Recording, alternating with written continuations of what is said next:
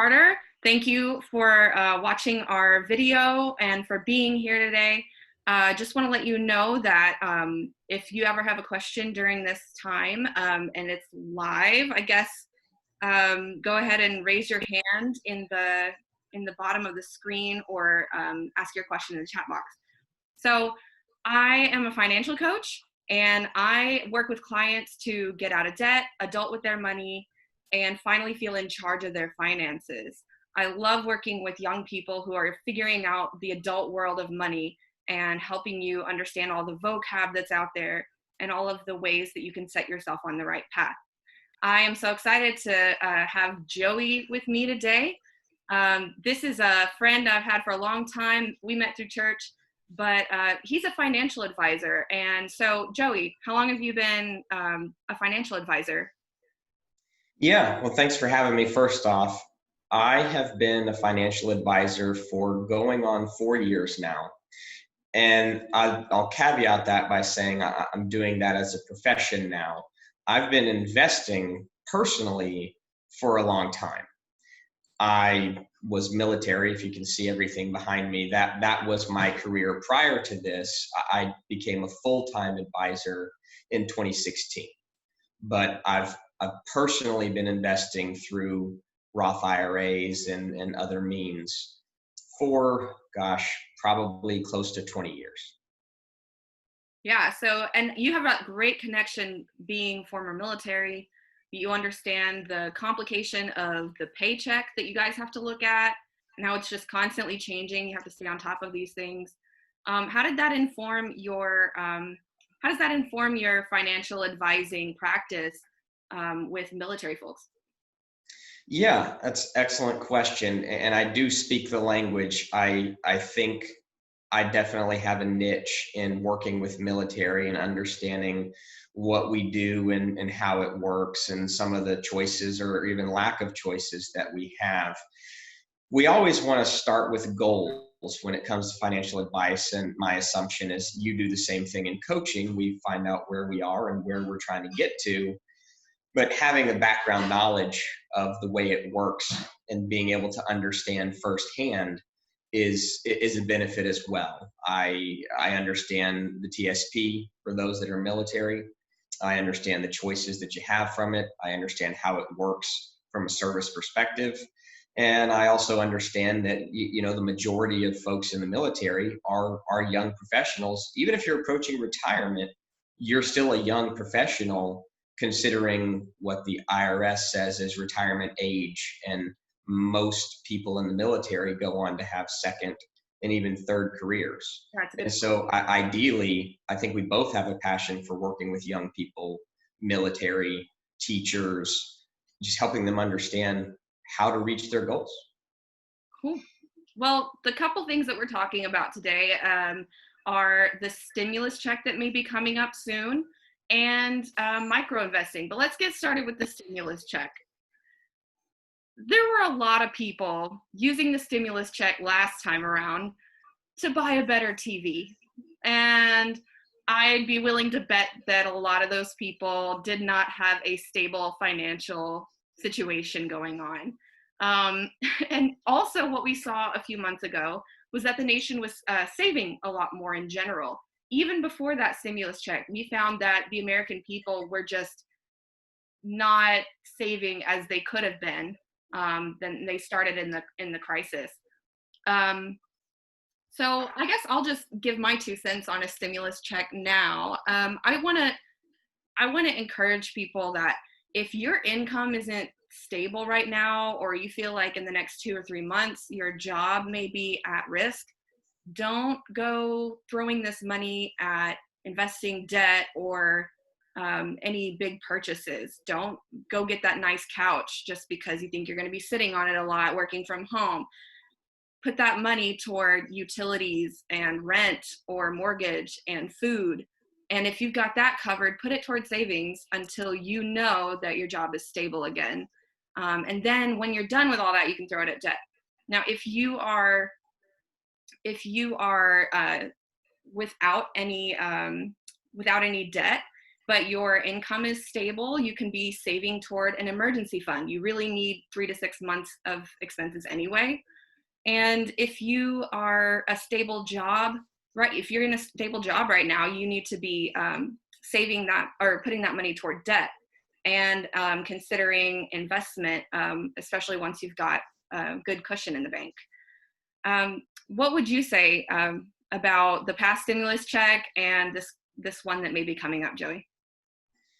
Yeah, Ashley, I think we're in total agreement, and I believe some guidance even came out, from the IRS and even Congress that it was meant as an emergency because of the conditions. It was not just something that the government wanted us to squander and abuse. I would agree with you that if you're one of the individuals that is struggling with employment because your job is non-essential, if you have a mortgage or rent to pay, or you name it, it could be alimony, child support, it could be daycare because you still need to work but your kids aren't in school or are not in summer camp.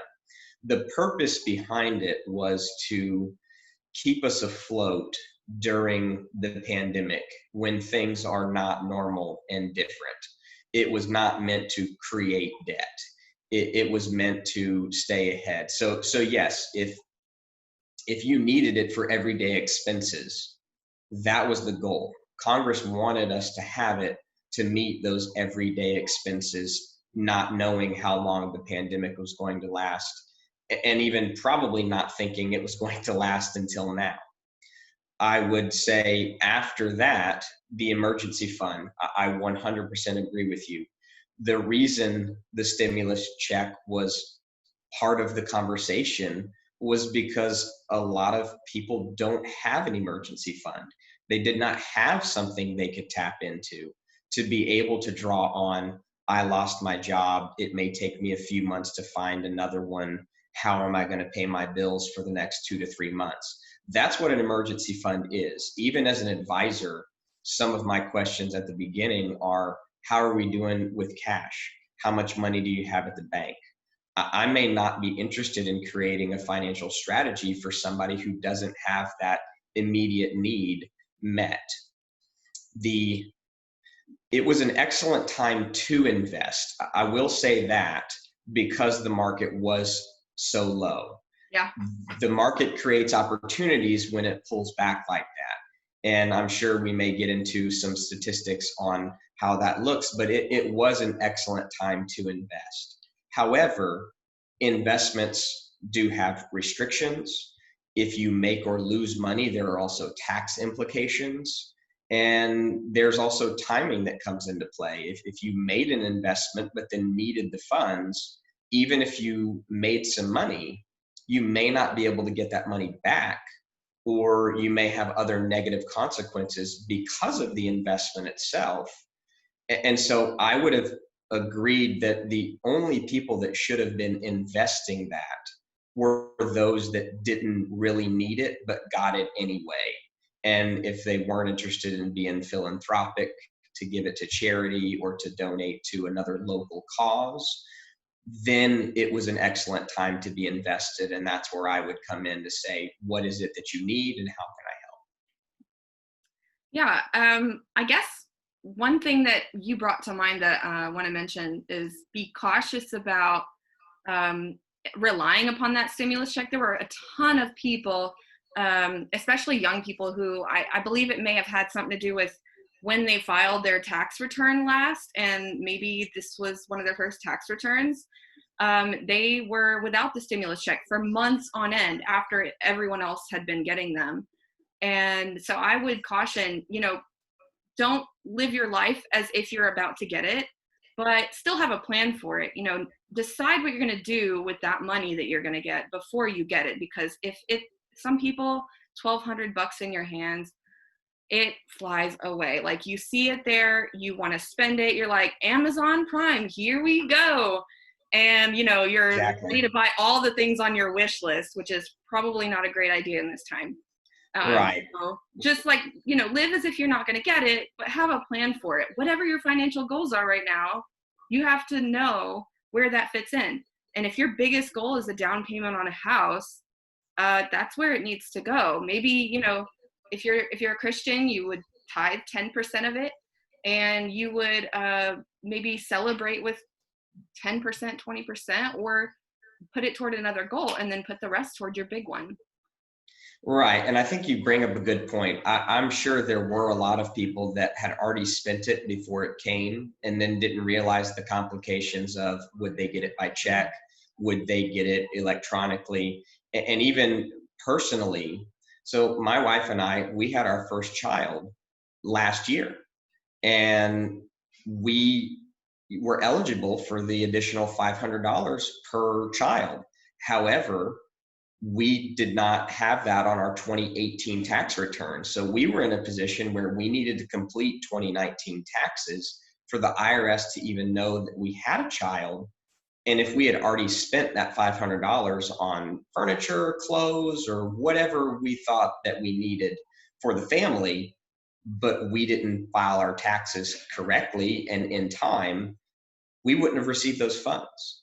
And so it's always important to work with a professional, whether it's you as a coach, me as an advisor, somebody from the IRS or an accountant, to understand the tax code and the loopholes.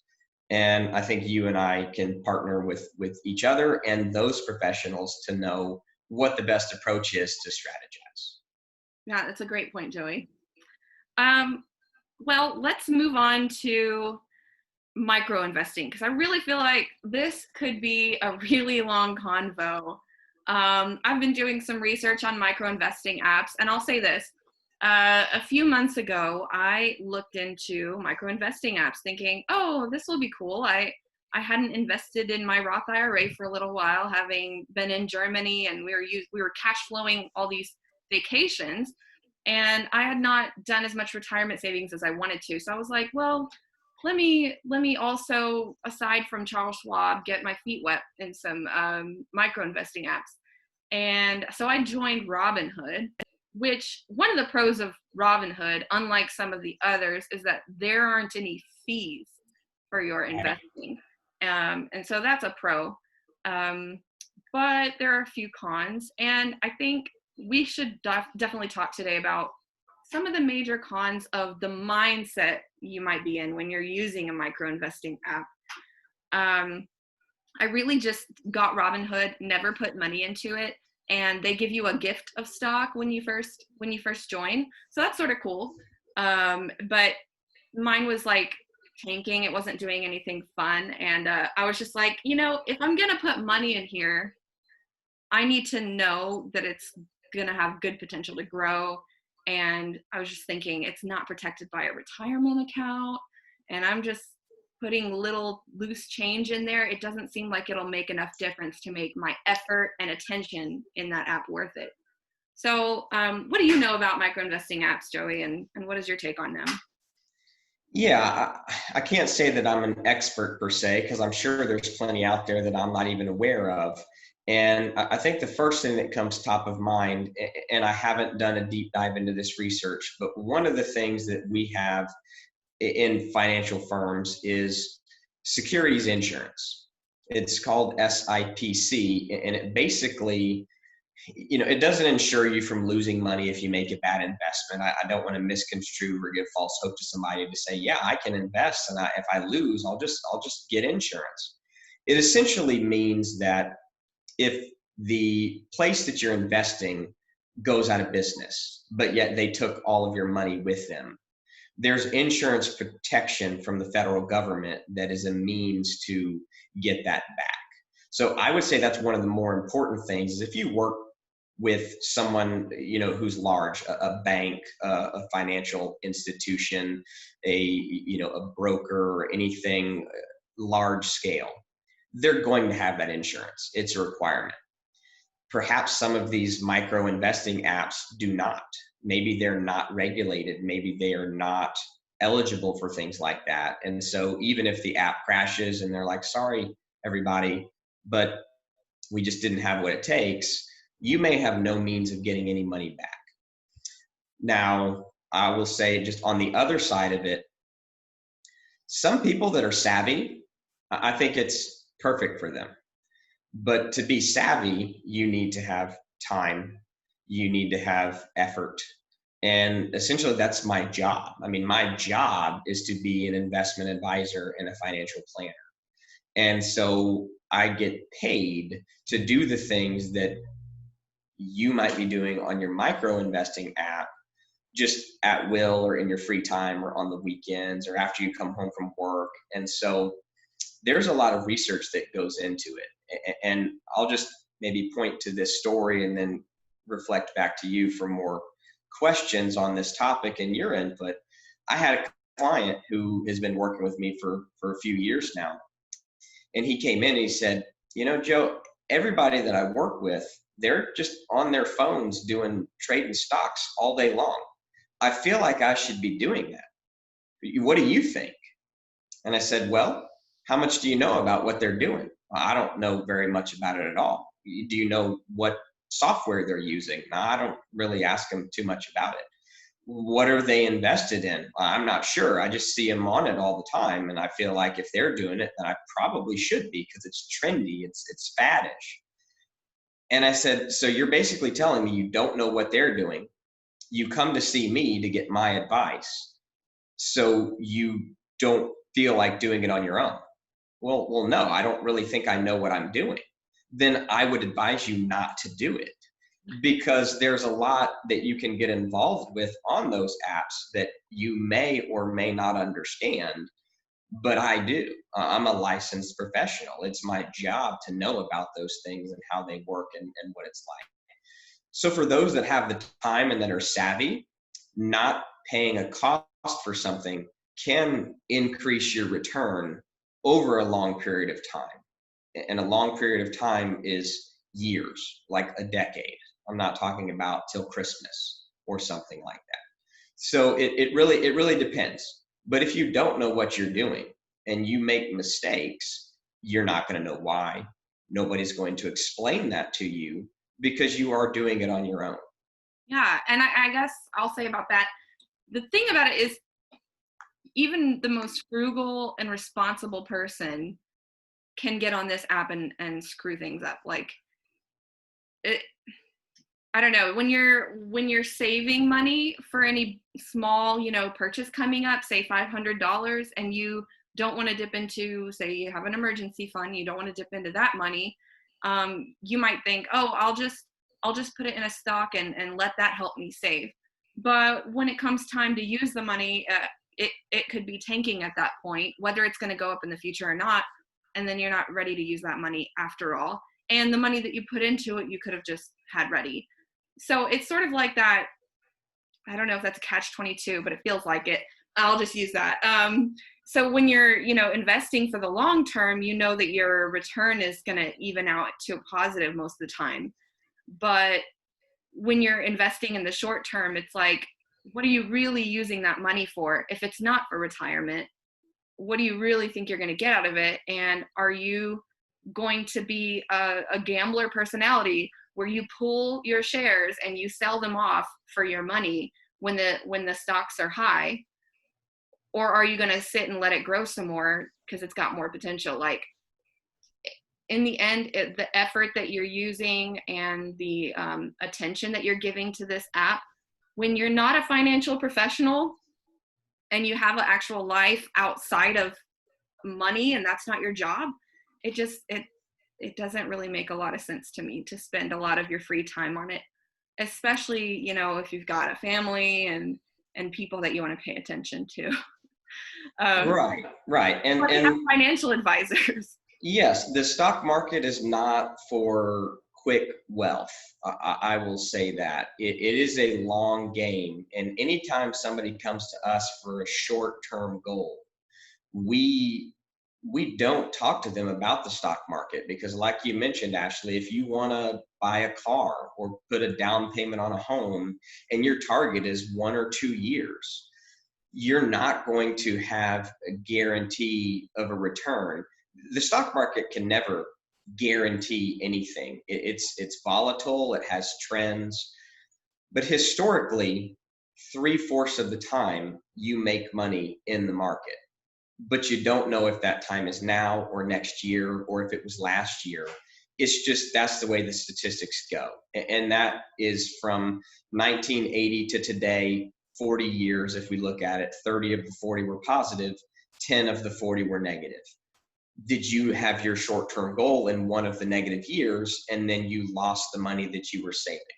Going back to the Great Depression, almost 100 years, 75 were positive and 25 were negative. So statistically, long term, you'll make money in stocks and investing. And if you have a long-term goal like retirement or like college savings for a newborn who won't go to school for 18 years, statistically speaking, the stock market is a good place to be, but it's going to be volatile. It's going to go up and down.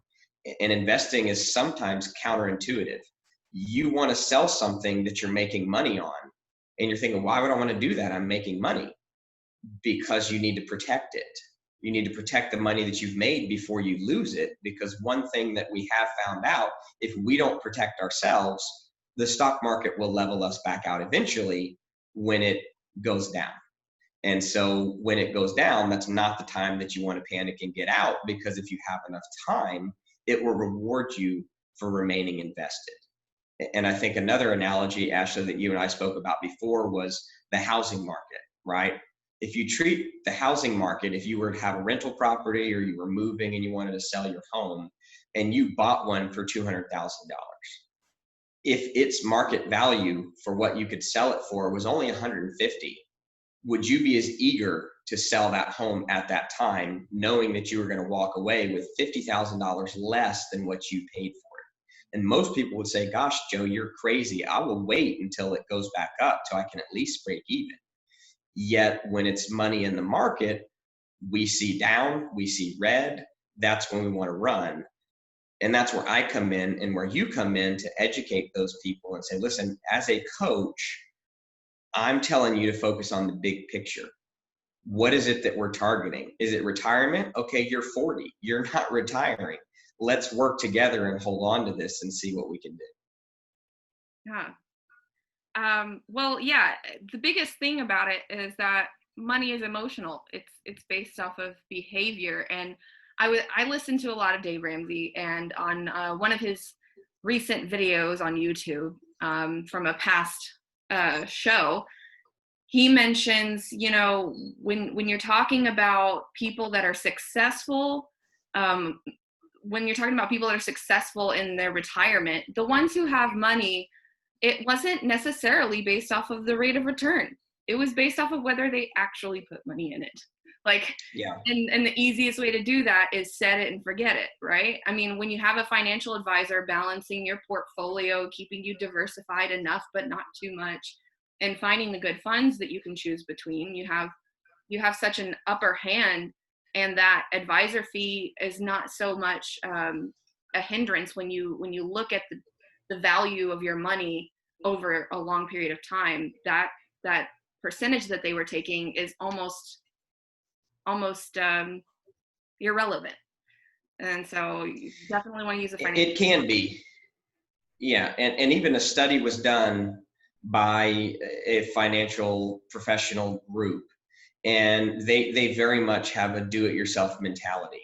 They have low costs. They want to make it available to the general public. And this is not one of the micro investing ones that is on the subject, but it's similar on a larger scale.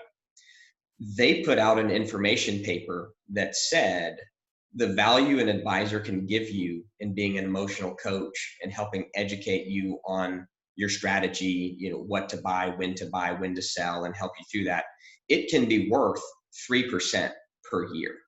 So even if you're thinking, okay, well, it costs me 1% to get the advice, but if I'm doing 3% better because of the advice, you still come out ahead of doing it on your own. And there's another study, it's called the Dalbar study, for anybody who's watching and you want to Google it.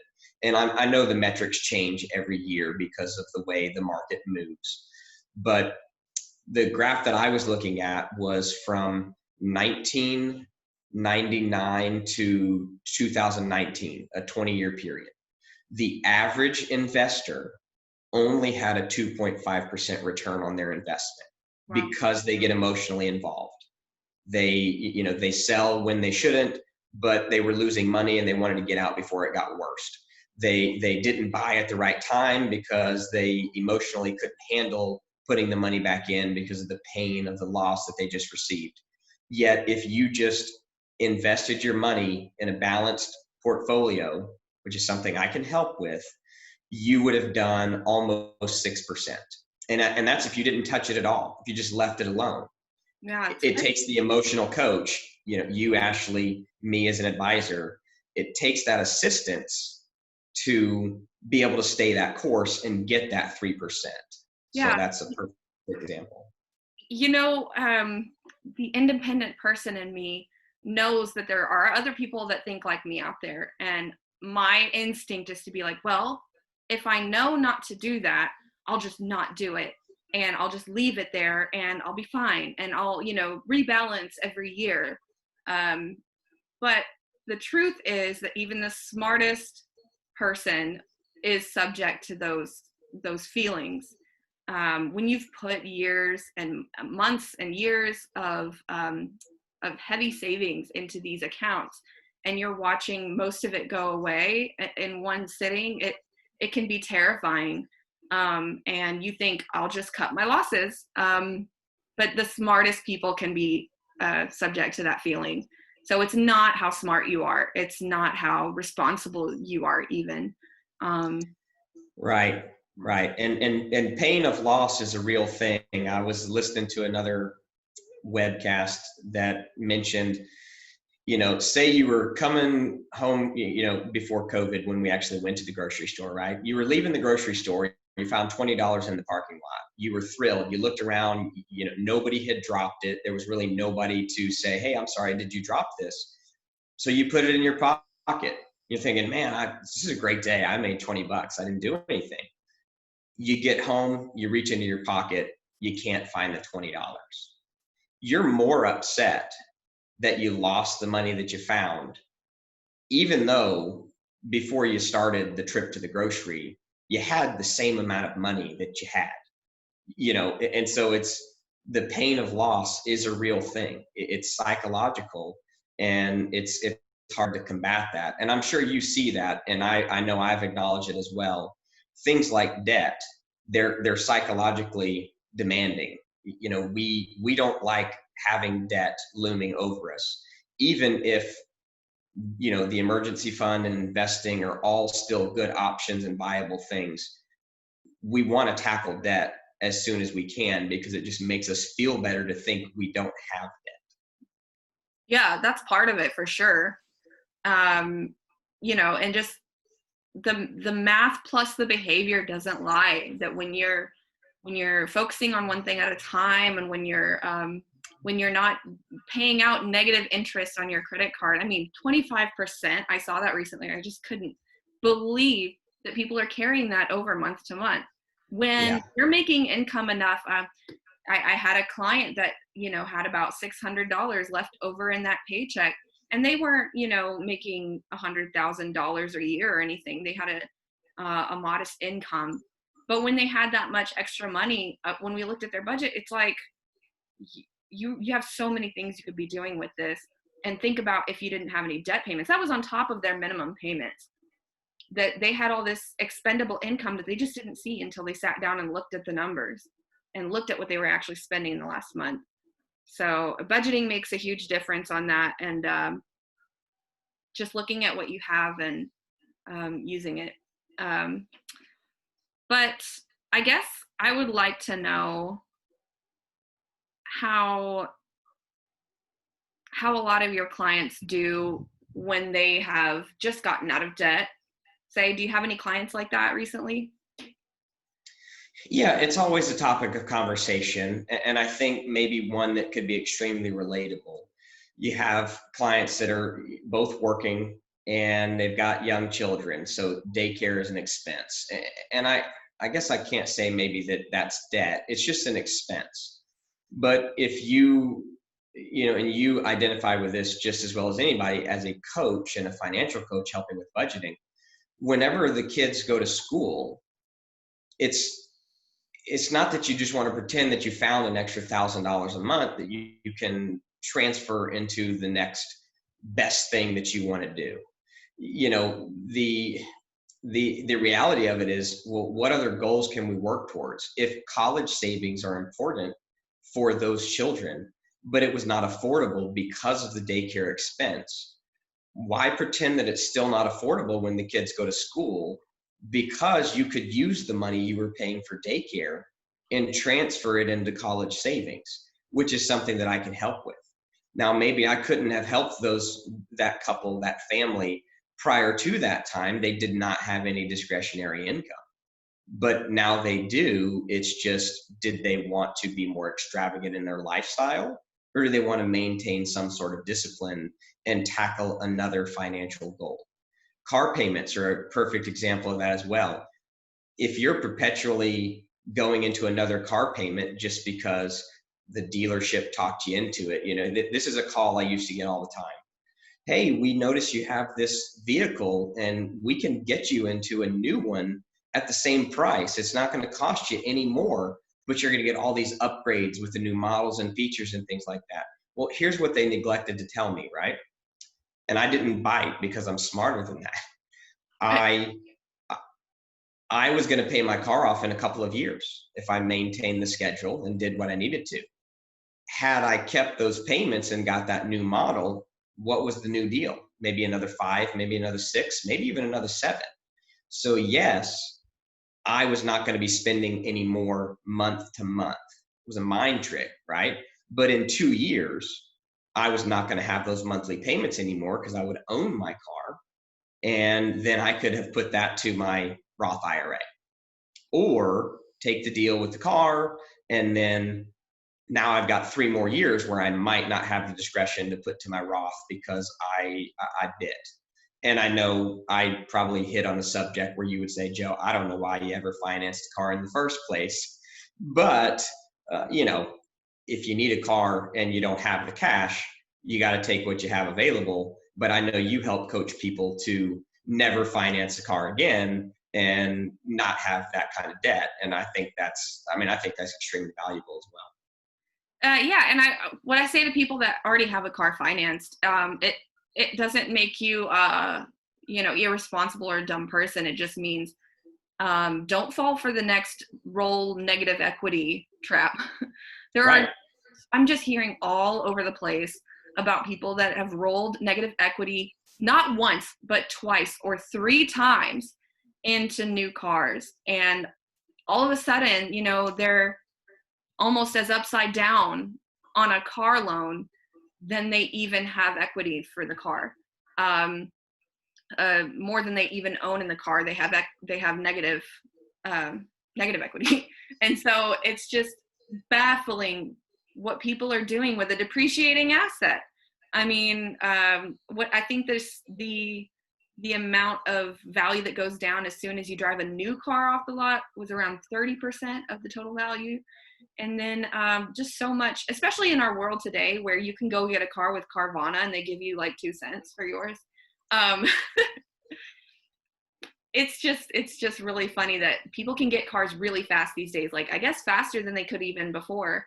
And so there's always going to be something newer than what you've got. There's always going to be a newer phone. You don't need to be putting so much of your monthly payment, of your monthly paycheck, I mean, into these depreciating assets. And I'm going to call a phone an asset. When things start costing above $1,000, it's an asset. It is, yeah. Because most people that are investing on Robinhood probably didn't even deposit $1,000 in whatever they bought. So you're right. And even, you know, you can buy a new phone on a payment plan. And I think that's somewhat strange. I do believe there's 0 interest. It's just the way that it kind of works out. But you're right. I mean, going back to the initial question that you asked, wouldn't it be fantastic to have 0 debt? And I think paying off a car or paying off whatever it is that is that debt, be it credit card, be it, you know, whatever it is for you, celebrate it, but don't forget to rebudget and refocus and know what the next goal is. Far too many people are not doing enough for their own retirement to be able to stop working when they want to and to do enough during their lifetime. And even for those people that say, well, Joe, I mean, I am military and I use the TSP. That's great. When was the last time you sat down with an advisor or coach to know what the impact of that was? If you were doing 5%, 6%, was that enough? If you don't retire from teaching with TRS or with a military pension, what else do you have? You know, if anybody is not in one of those buckets, but you've got a 401k, are they matching it? Are you doing enough with your income? When was the last time you ran the numbers? That's what Ashley and I do. We help people understand the impact of the goal rather than just pretending that what you're doing is okay. And like you said, making the minimum payment on capitalized credit card debt is really not doing enough. You're 19, 20, 25% interest. That's a lot to get ahead of. You can't even make that kind of return long term in the stock market unless you happen to buy the next Starbucks when it was a corner coffee shop. Yeah. And most people just don't get that lucky. Yeah, that's such a great point. It's all about the big goal, which for people our age, I mean, how old are you now, Joey? I'm 35. And I'm 31. And so for people our age, and especially just under that age, we're not, we get that first big paycheck or that first big promotion, and we're just so happy to finally be able to buy that couch or get a nicer car. And we're just really not thinking, unless somebody tells us we need to, or we've grown up with savvy parents, we're not really thinking about retirement. We're just trying to get by, and we're trying to get some savings in the bank. And we're just trying to do what we're supposed to do, but nobody's telling us what we're supposed to do, at least not in school, which I fully advocate for personal finance classes in school, and those kids want it too. But that's just a side topic. So but we're just focused on getting by and getting that nice professional clothing, thinking we have to have one for every day of the week, every day of the month. And like, these things add up, these professional clothes, these going out for dinner with friends all the time because you're networking. Yeah. It all adds up. It's all the little stuff, and we have to be super careful to realize there's a story I heard recently that you could end up 60, 70, 80 years old and not be cared for. Never rely upon the government or the social security system or the pension system for getting you what you really need later in life, because I'll be willing to bet that you're not wanting to live at the same level cost of living that you are now. You're probably wanting to live a little nicer, have somebody come deliver your food all the time. When you're older, you want to live a little nicer than you are now, right? And so to be able to do that, there's a lot, you need to do some calculations and determine with a financial advisor what you're actually going to need at that point, considering inflation. But I heard a story recently, I'll get to it. There's a man who went to a financial coach with his wife, and they didn't listen the entire time. They were just sort of like literally like playing on their phones the whole time. This financial coach was trying to work with them to improve their lives. And they ended the session. The financial coach was just like, okay, I'm going to let that go. And it sounds like they're not serious about this. But then 2 weeks later, they called again. They came to a session, and they're hanging on his every word. They're taking notes on notepads like this. And they're just, they took notes on every word, no bullet points, probably writing out every sentence. And he couldn't figure out what the heck had changed. He finally asked the husband, and the guy said, well, I have an elderly aunt, and she's always been my favorite aunt. And I don't visit her as much as I should, but we did recently. And when we went over her house, I had a moment to look around the kitchen. I needed some tea, and she offered some tea. But in the cabinets outside of tea, I couldn't find anything but condiments. Nothing but condiments in the fridge. And he finally got to a cabinet with some stuff, but he found dog food, and she didn't have a dog. she was living off of dog food out of the Hmm. kitchen. That's real, and that's really an eye opener for me. Even though I would have always said, yeah, save for retirement, but that's the reality for people.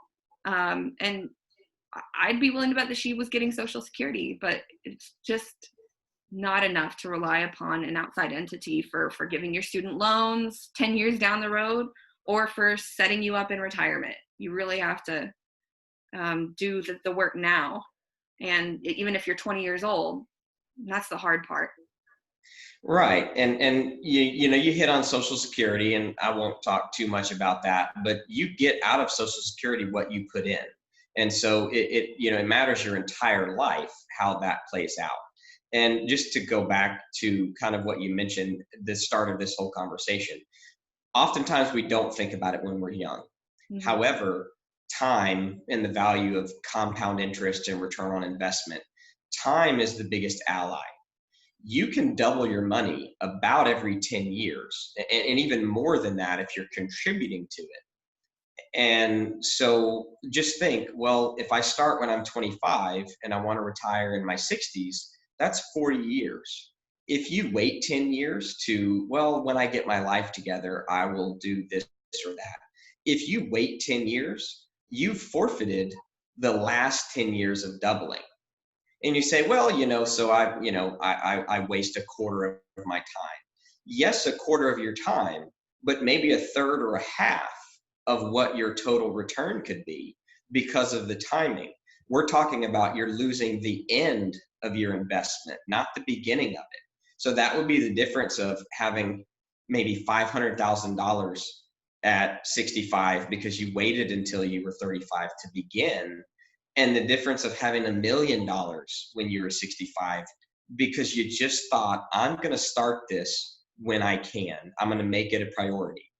I mean, $500,000, who would not say that they could use that for anything, even if it was to give it to, their kids and grandkids and to do better for the next generation? And it's really not that difficult. I know that we personalize all the strategies that we have, and to retire, it doesn't always take $1 million. And we want to put that in perspective with whoever we're working with. But I do have a chart that I share with young people that if you start saving, and there are some assumptions that you have to make with return on investment in the market and things like that, and your commitment and life circumstances. But if you start investing at 25 with roughly $400 a month, that gets you to the million by the time that you want to retire. And you think, gosh, Joe, I mean, I probably waste that much money on Amazon or, on Starbucks or whatever the case may be. That's what Ashley's there to help you with. Find that discretionary income, budget correctly, and begin to save it then. If you wait until you're 30, that number goes from 400 to about 585. If you wait another 5 years, the person that's 35, it has doubled to about $850 a month to get to that same million. Again, not everybody needs that, but who wants to be a millionaire, right? I mean, wouldn't it be great to do that? And if you don't start early enough, you're going to lose the last 10 years of compounding what you have. That it's so important to see things that way. Yeah. And we all have to remember a millionaire today is not going to feel like a millionaire in 30 years when you and Right. I might be retired. That's just the biggest thing to me. I just keep thinking, what is $1 million really going to buy in 30 years? Is that going to be enough for me? Or do I want to relax all day and have someone bring me my nice tea or, Yeah. I would like to be relaxing and have somebody come to my home to do a foot massage. I don't know, living the good life. Sure. And I just want to be able to take my family, on nice vacations every now and then.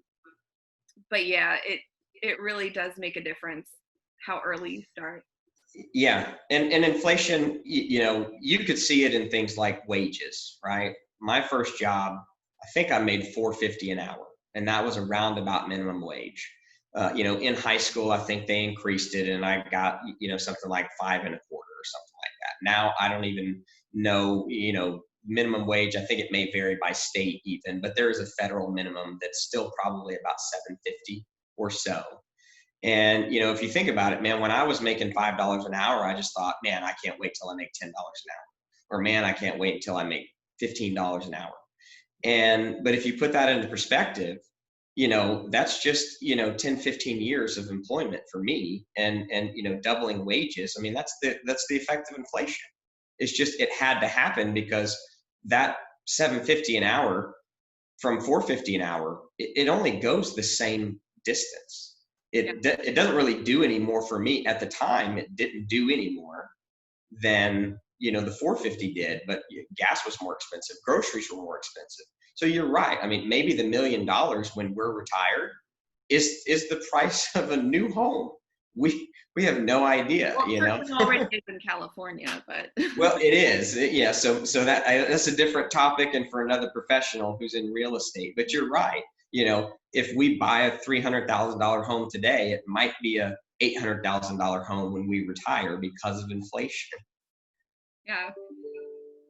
Well, what would we say then to those people who may be worrying about their job right now and are concerned about the things that they're not doing in retirement yet? Maybe they started and they've stopped, or what would you say to those people right now? For those people, and I think Dave Ramsey even has an example of this, I would say if you've started but stopped, congratulations, because you're already ahead of the people that aren't even thinking about it. And I know there's examples of, the person that started early and then maybe quit, compared to the person that started late but still didn't even have enough as the person that started early. So I would start by saying congratulations for doing something and thinking about it. Now, if your retirement was tied to your employment and you've lost employment, then we have a separate issue. Now, I do work and specialize in things where if you no longer have a work plan and you're not able to utilize that, I come in as a personal financial advisor, and I can help you work with a plan you may no longer be connected to with your employer. If you don't have a paycheck, it's going to be hard to continue to make the commitment to building on that, but at least you've got it and you're investing it appropriately with the amount of risk you want to take, with what your goals are for yourself. And as soon as you get rehired, then it's a question of, okay, what is the new employer plan? How do we engage with that? Or, what is your take-home pay now to continue adding to the account with me that we're managing together as a team, to know that you can pick up where you left off. For anybody who thinks it's no longer important because you didn't understand it, you didn't have the discretionary income, I would say work with a professional, whether it's me or somebody else you already know. Understand what it is that you're doing. A big part of my job is education on why we do things and what the goals are. And I don't come up with those myself. I ask questions of the client and I say, what is it that we're trying to do? Then I get to work.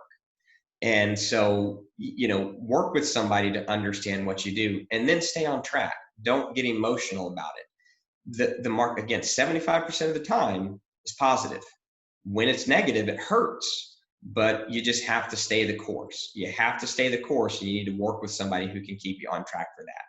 If you've not started investing, it is never too late.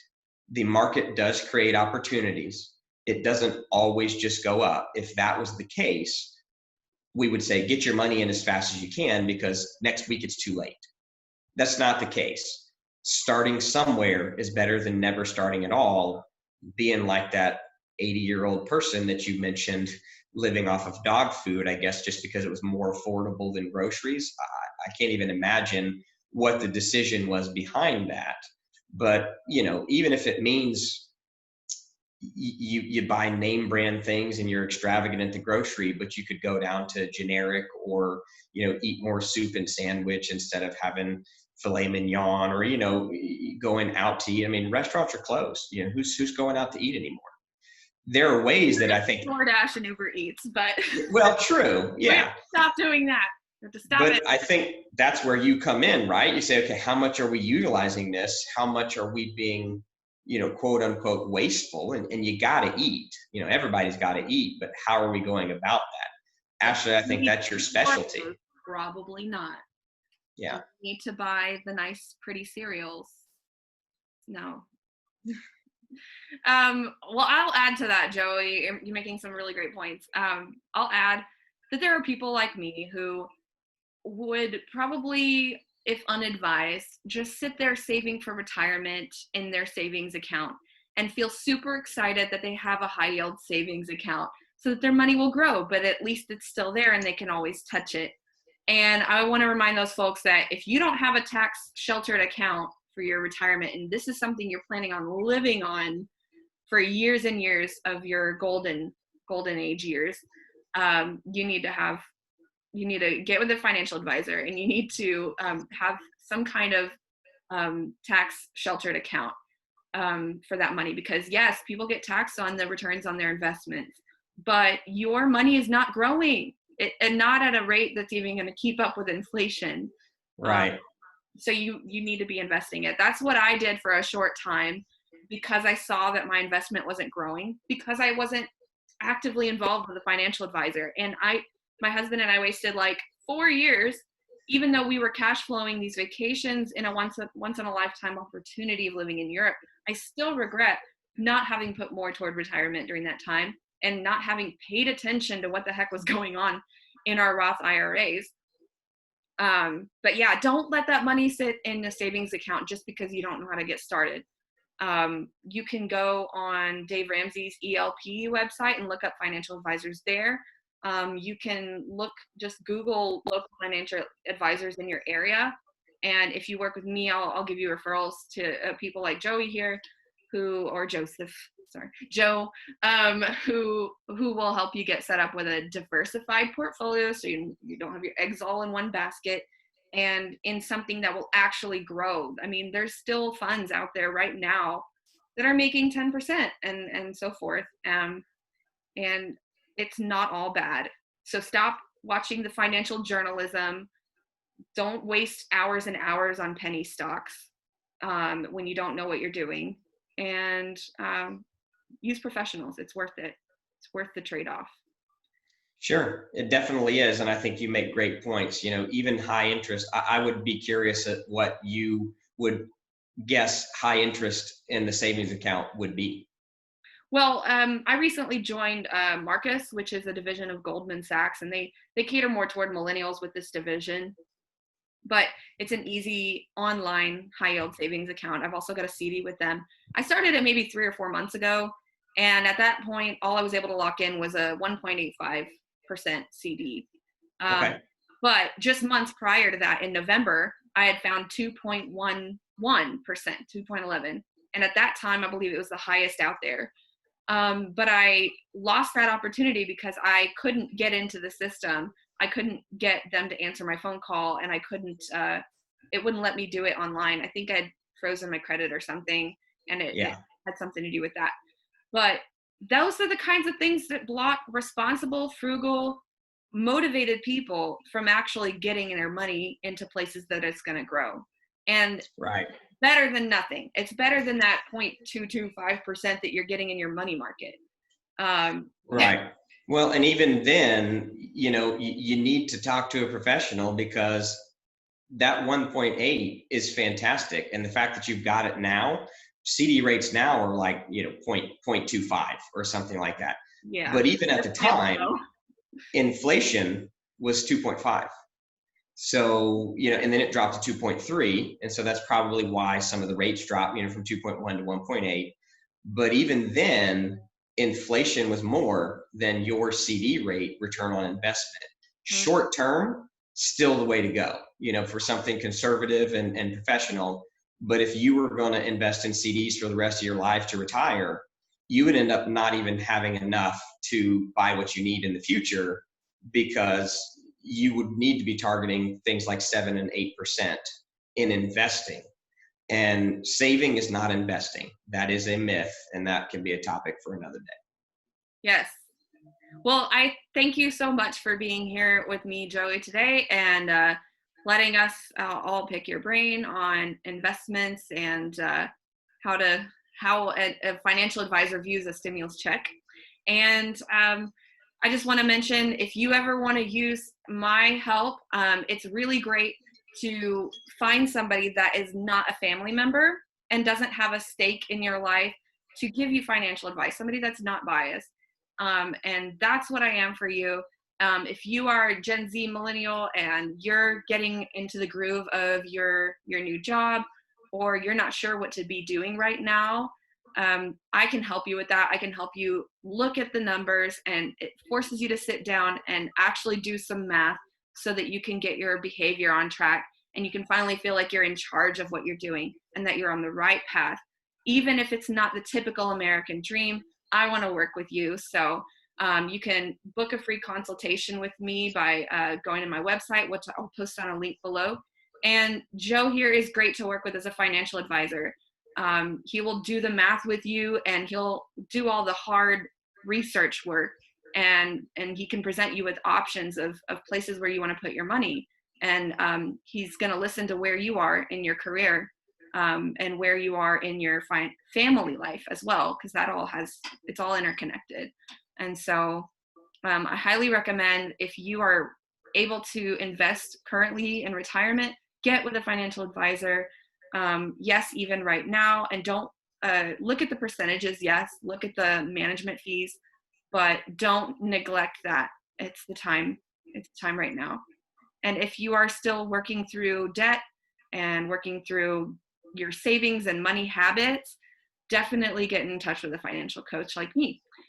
Joey, is there anything else you wanted to add? No, I agree with everything that you shared. The time is now, time is your friend, and making the commitment to start and do something is going to be the biggest and hardest step. But once you're on track and you understand what you're doing, I think your eyes will be opened and you'll be so grateful, and even wonder why you waited so long. For those that have others that they care about, if you're watching this and you've got kids or grandkids, encourage them to do the same. Encourage them to say, I made some mistakes. I didn't start when I should, but you can. And encourage them to get with Ashley or myself or anybody that does what you need, so that you can be on track and that you don't wait any longer. Opportunities are always out there. We help you find those opportunities and work through your own personal strategy. Just reach out to us so that we can. Thank you so much, Joey. All right, guys. Yep. So this is Ashley with Redeem a Dream Financial Coaching, and Joey, the financial advisor, signing off. Bye. Goodbye.